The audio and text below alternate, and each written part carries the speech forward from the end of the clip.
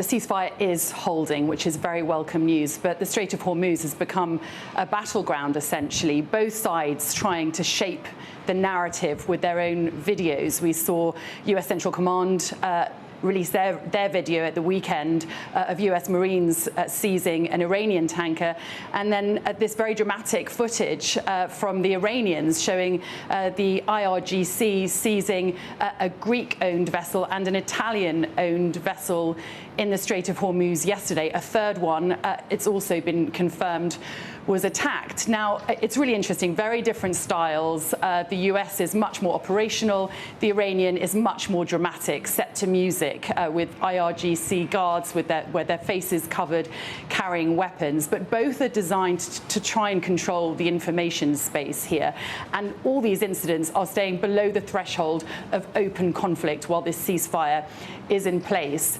And of course, the bigger picture is that the Strait of Hormuz remains essentially paralyzed, which is having such far-reaching consequences when it comes to the global economy. Now, the White House has said they do not think that yesterday's attacks by the Iranians on these three vessels constitute a violation of the ceasefire, but it's very interesting. I mean, we can see now that commercial shipping is not going to take these risks while this remains such a high-threat environment. And those small vessels that you saw in the video that the Iranians are using to attack ships, they've been using those for weeks now. We know that the Iranian Navy has been hammered, but these small attack boats that they've been using in the Strait of Hormuz remain very effective at keeping commercial shipping at a standstill, making it far too dangerous for them to try and pass the strait safely.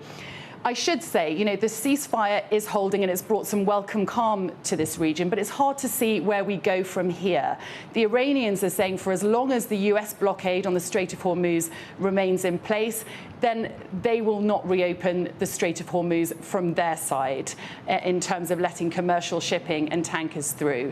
And the Americans are saying, well, for as long as the Iranians don't come to the table with a deal, with an agreeable deal, then this naval blockade of the Strait of Hormuz for Iranian shipping will remain in place. So we're at deadlock. What now? Well, the only alternative to a deal is more fighting. And there's no suggestion at the moment that either side wants to return to that. So they're going to have to talk their way out of all of this.